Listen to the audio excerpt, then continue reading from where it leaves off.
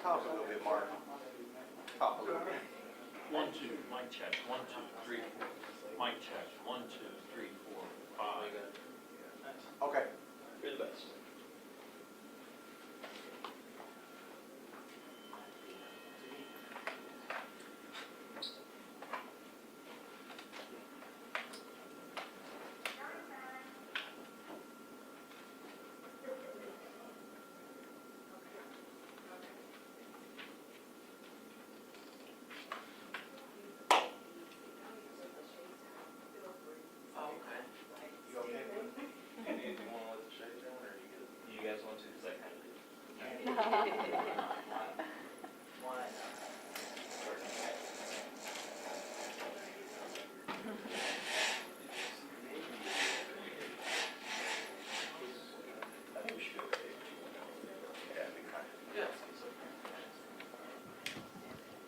Softer for you guys now? Yeah.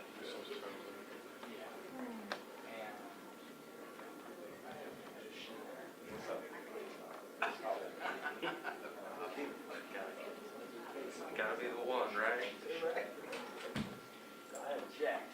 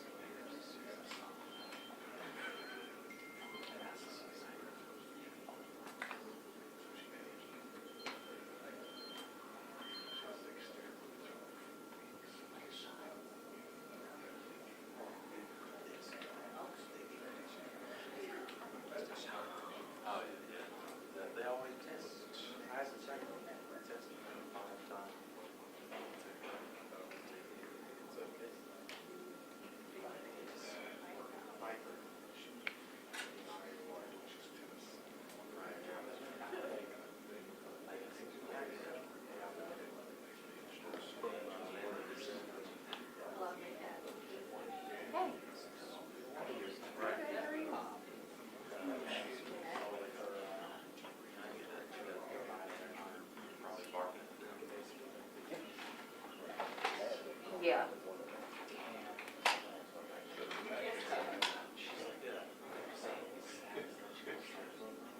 Yeah, right now I'm at 1:30 for the presser for Mayor Harris. Yeah. No, it hasn't started yet.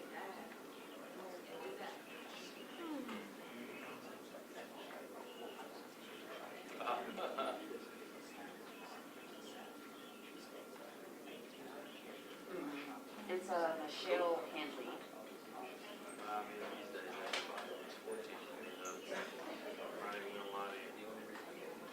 Yeah, okay. Yeah, they said that they were sending Ryan to get it, and I sent him some questions, but I'll send him those too. Okay. Okay. Yeah. Okay, gotcha. Thank you. All right, bye.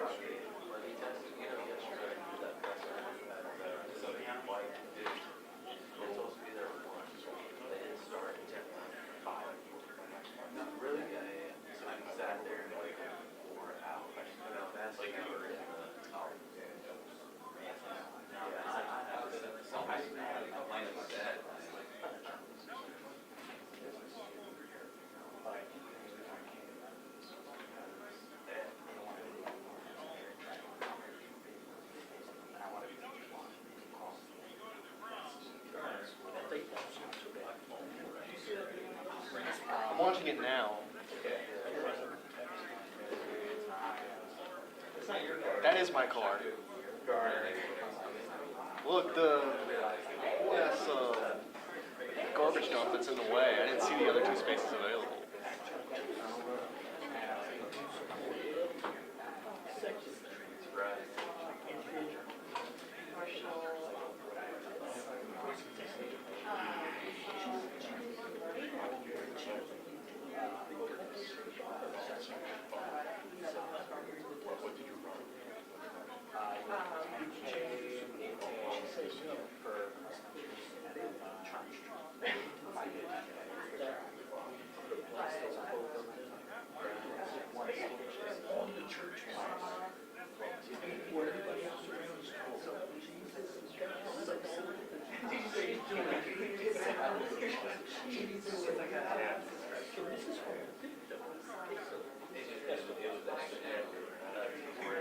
It is crazy.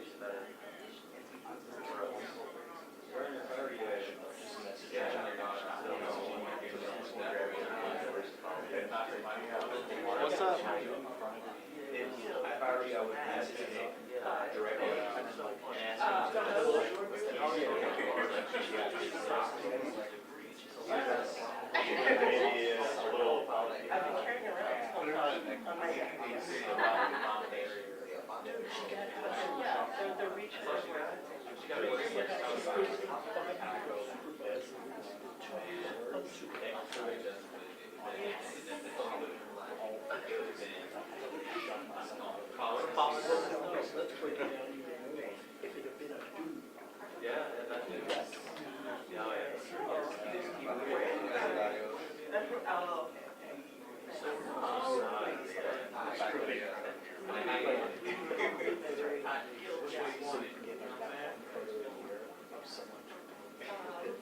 That was crazy.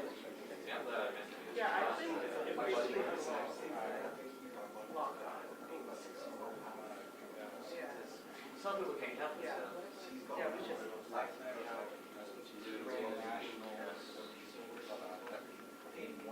Well, the judge kind of told them, when you make a statement, if y'all had basically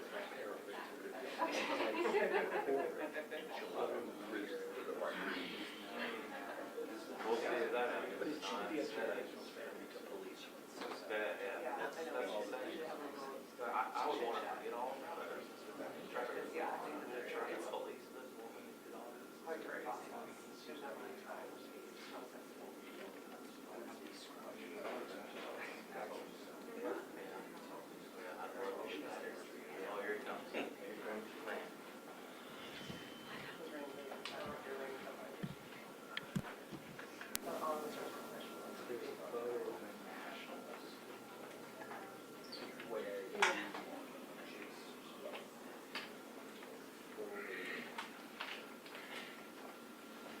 Sorry about that. I'm across town.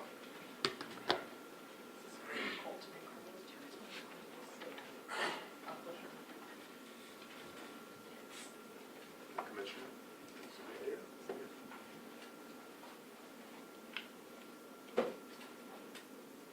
Oh, very good. Thanks for being here. All right, thanks very much for being here, and apologies for the delay in traveling across town. So Lee Harris, great to be here on behalf of Shelby County government. And as far as we know, with respect to the Memphis Safe Task Force, according to recent reports, there have been 854 arrests. We know the highest categories of the number of stops that have led to arrests are immigration. What in the various reports, if you've seen them, those arrests are frequently referred to as administrative arrests. Now, we support lawful activities, but as you know, have heard me say before, we believe that deployment of the National Guard is unconstitutional. At the same time, racial profiling is unconstitutional. And over the time of the course of the Memphis Task Force operations in Memphis and Shelby County, we've heard stories from individuals, anecdotal accounts to be sure, anecdotal accounts from individuals that have made us uncomfortable. And so we are convening today to talk about that. And so we've got a couple of individuals that can bring first-hand accounts of some of these stories. Again, these stories are mostly from members of our Latino community, which is fast growing in Memphis and Shelby County. In fact, that's one of the fastest growing communities in our very, very diverse county, one of the most diverse counties in the United States of America. And so joining us this afternoon, we've got Colton Bain and we've got Carlos Ochoa, and we're grateful to have them present. First, we will hear from Mr. Bain, and then we will hear from Mr. Ochoa. Colton Bain is the Immigration Justice Program Director for the Community Legal Center's Immigrant Justice Program. In addition to his legal practice, Colton has clerked for the Memphis Immigration Court.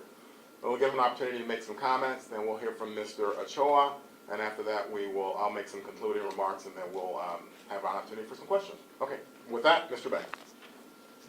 Thank you, Mayor. So I've had several individuals reach out to me, including clients, non-clients, and potential clients, regarding the Memphis Safe Task Force and encounters that they had.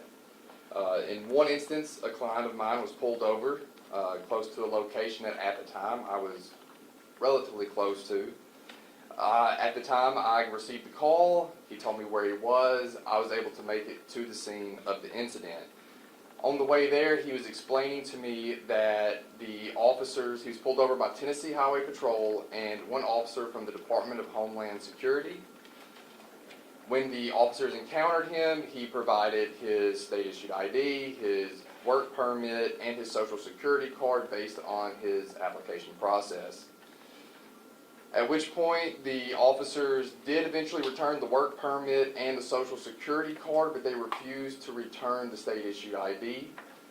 When I arrived on the scene, the DHS officer was outside of his vehicle speaking to the Tennessee Highway Patrol, who was still remaining in his vehicle. As I pulled up, I rolled down my window, introduced myself as this individual's attorney with further documentation should it be needed. At which point the DHS officer reached into his pocket, pulled out the ID, and said, "Oh, we're cutting him loose," and then returned the ID to my client, who then left.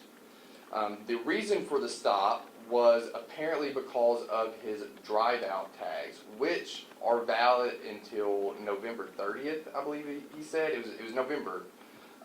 In which I saw these tags myself. There was nothing out of the ordinary about them. He had obtained them from a car dealership where he purchased the vehicle. Nonetheless, the officers said that there was something off about them, and that was the reason for the stop. I've also received numerous reports regarding the Department of Homeland Security, who, accompanied by Tennessee Highway Patrol, refused to return valid driver's license of Hispanic drivers pulled over in what appear to be pretextual stops, because often there was no ticket even issued to these drivers after they were being held and essentially detained in their vehicles by officers for a substantial amount of time, some up to 90 minutes. And their excuse every time is that there is something wrong with these driver's license, and they do not return the driver's license. I, along with other concerned individuals, are investigating and planning to pursue these matters after we do our due diligence. Issues like this, coupled with the fact that cars are actually being towed because people are without their license, even though they may have a license, they just don't have it on their person. This, to me, is indicative that not only are they racially profiling and pulling over Hispanic drivers with no cause, they are then also creating future legal problems for these individuals. This is kind of where the, if you're doing nothing wrong, then you have nothing to worry about argument, to me, completely falls flat.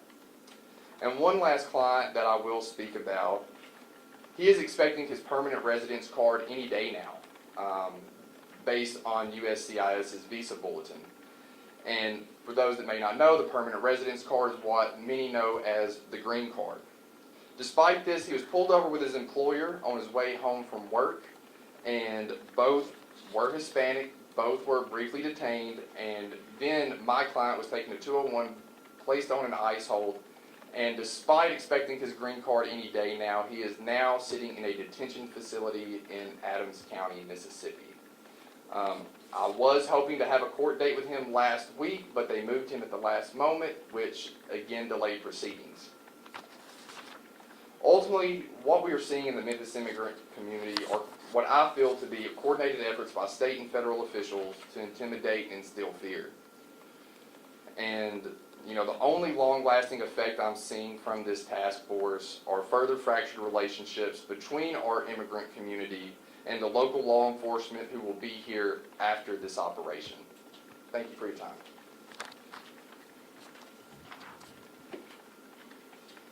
Okay, at this time, I'd like to invite to the podium just for some remarks, Mr. Carlos Ochoa. Mr. Ochoa is a community organizer in the immigrant community. He's associated with the volunteer group Vecindarios 901. He works on the ground hearing immigrants' experiences and has worries about the surge in detainments. Mr. Ochoa. Memphis gave the world blues, rock and roll, and soul music. This is the city where B.B. King learned his craft, where Elvis found his voice, where artists from every background come to create something beautiful together. But there's different sounds in our community today, helicopters at night, and silence from our immigrant communities.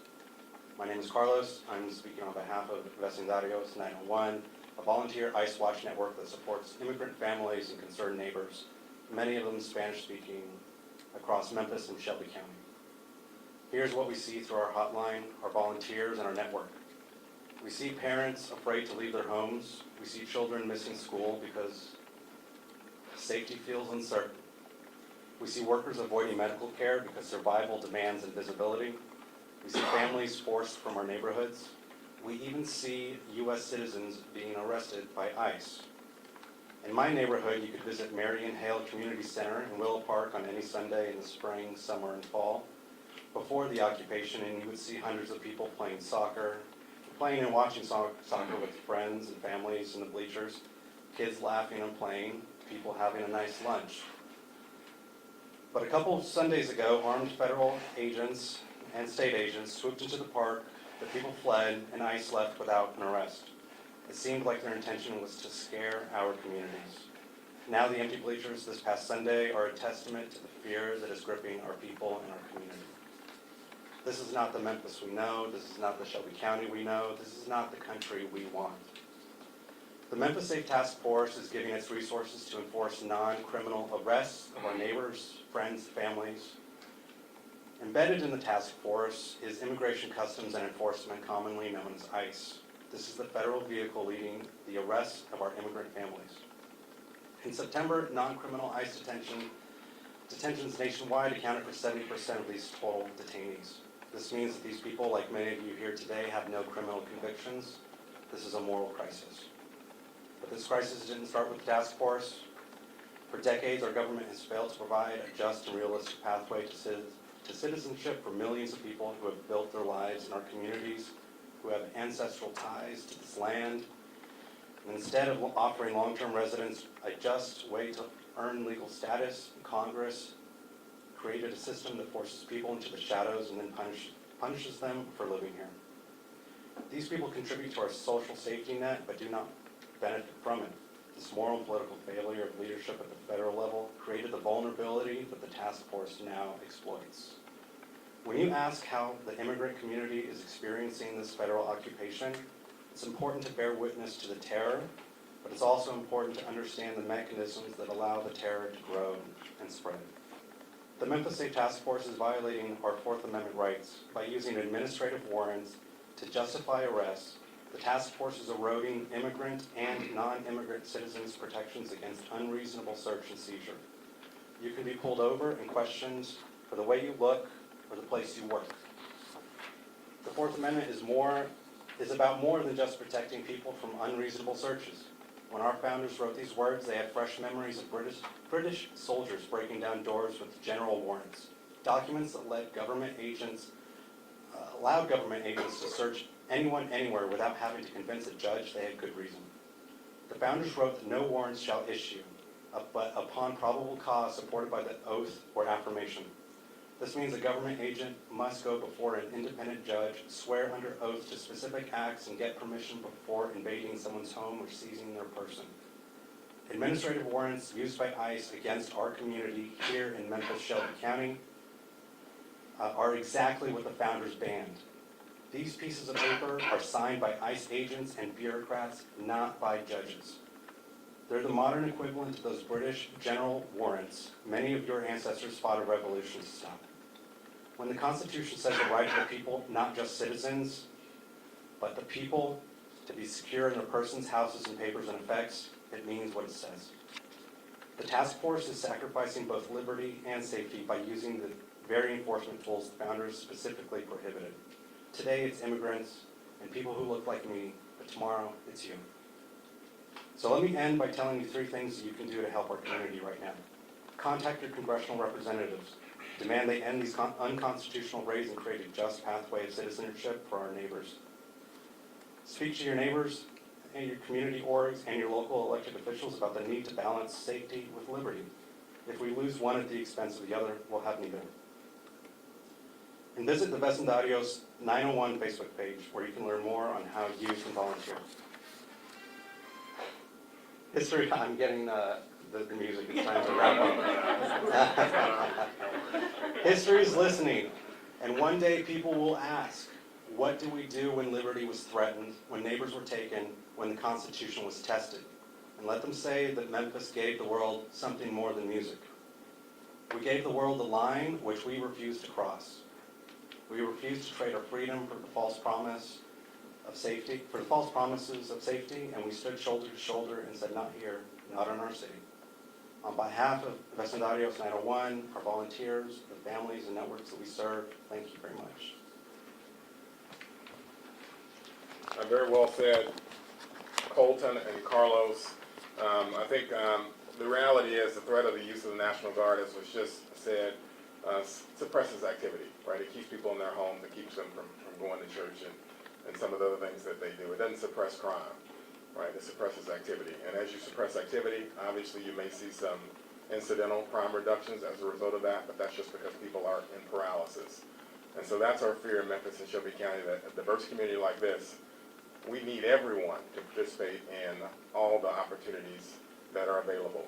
And so, for example, in Shelby County government, tomorrow is National Latino HIV Awareness Day. And there's no community more hard hit in Memphis and Shelby County by the HIV epidemic than the Latino community. And that's particularly true over the last couple of years as we've seen skyrocketing rates of infection with respect to HIV.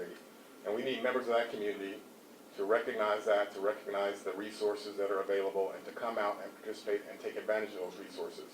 But our fear is that that is not happening right now.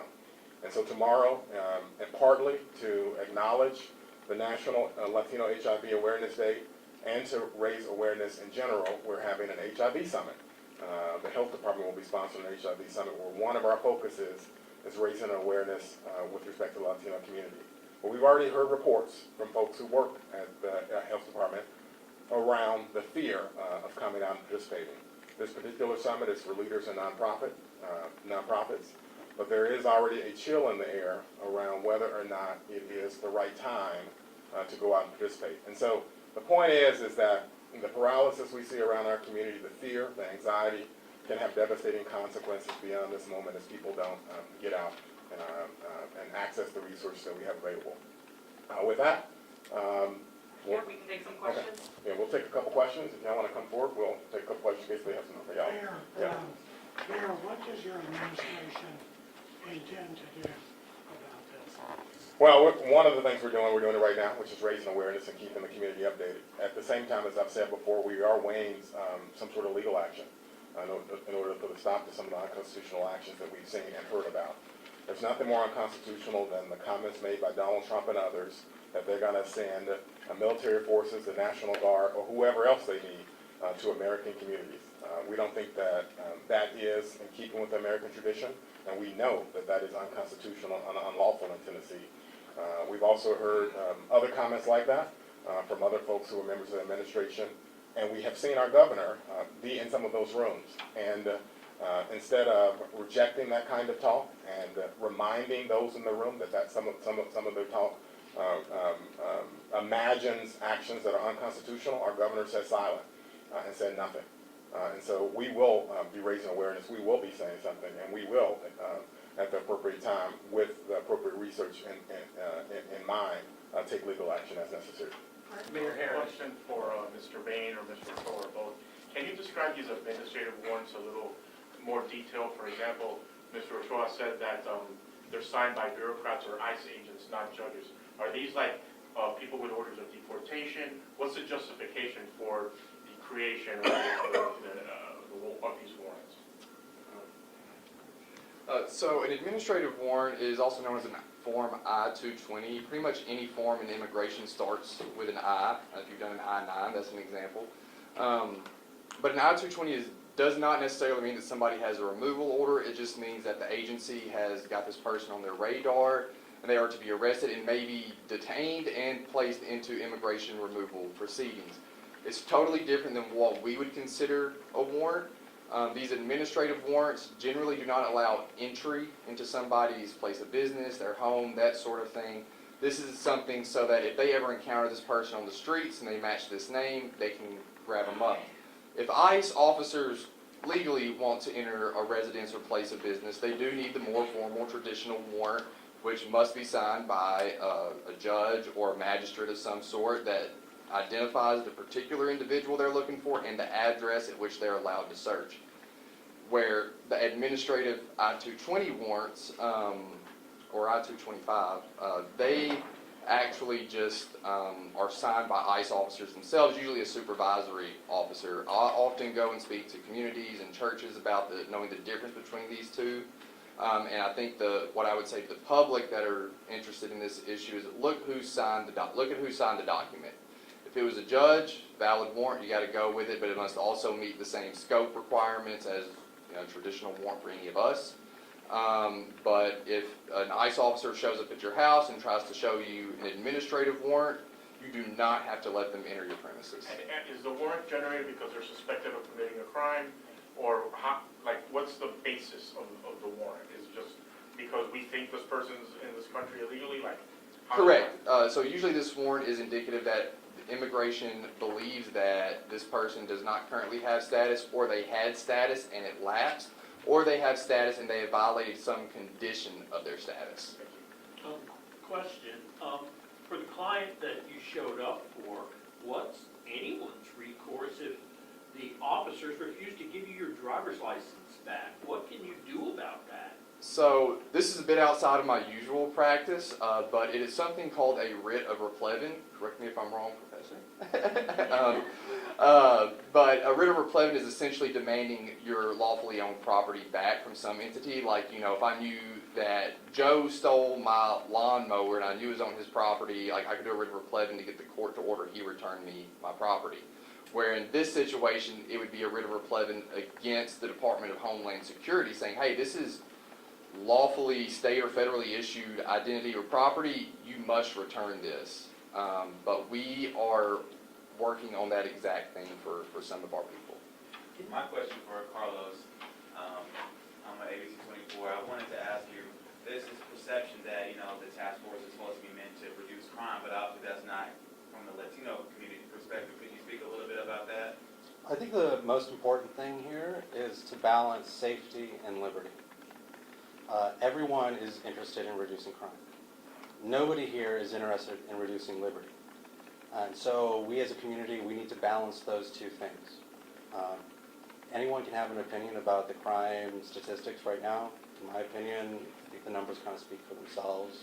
It's not really making that big of an impact. But the big thing here is that we need to balance safety and liberty. And so that's what I would say to you today. Did I hear that right, that it sounded like the ICE arrests and detentions outpaced the criminal arrests? Or did I hear that wrong? We believe the highest category of arrest based on their data, which we're in the process of validating, is warrants. We believe the second highest category of arrest based on their data, which has not been validated yet, but is in process, is related to immigration offenses, or alleged immigration offenses. Where do you go from a with Channel 3. What would your message be about the steps that people should take if they are a legal immigrant or they're trying to go through the process of citizenship and they're pulled over?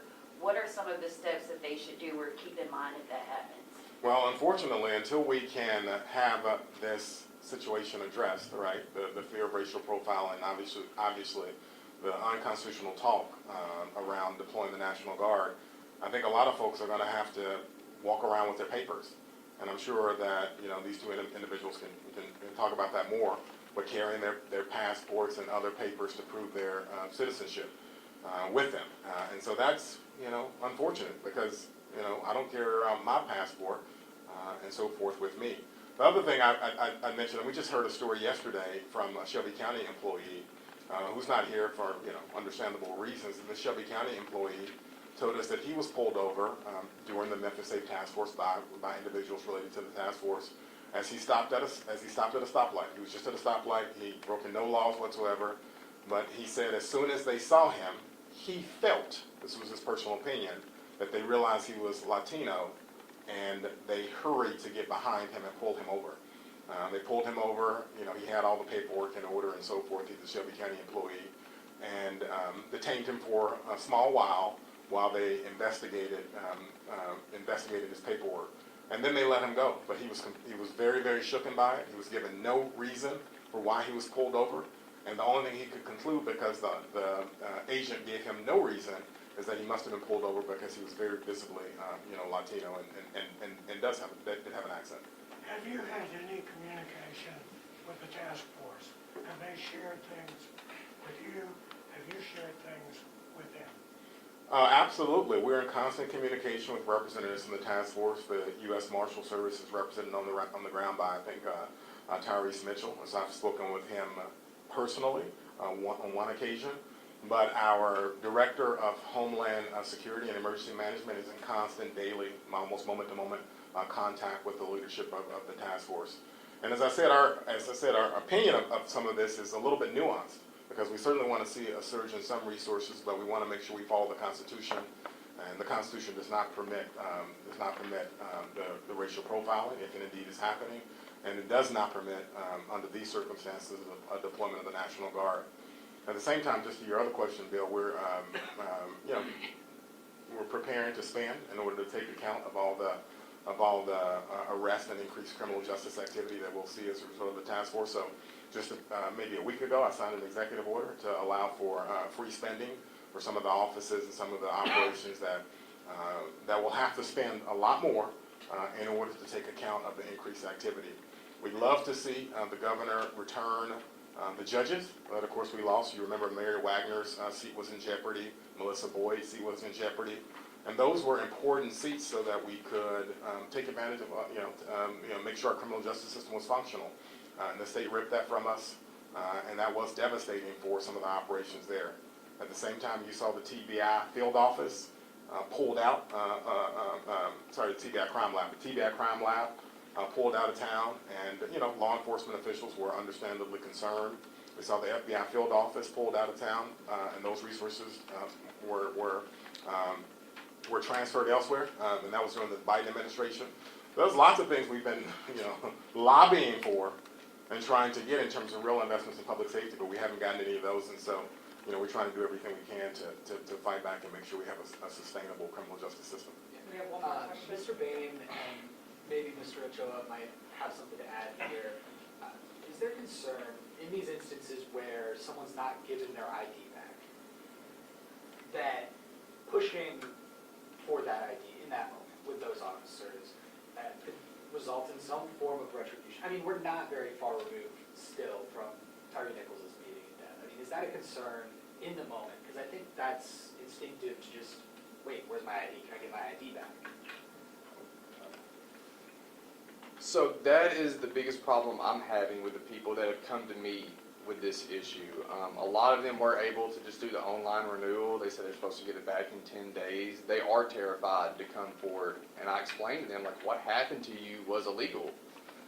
Despite that, there's an insurmountable amount of fear there because either they have a immigration status that's not yet citizen yet, right? And so a lot of these statuses based on, the government's discretion, can be revoked should it, something get that far, or just any other kind of retaliation that they could face. So, I mean, that's an issue I'm trying to overcome with several individuals right now, and it's very real. All right, any last words? Okay, great. Last words from you? No. Thank you, everyone. We'll keep you guys updated as we move forward. Thanks very much. Appreciate y'all. You mentioned this executive order. Hey, good seeing you again.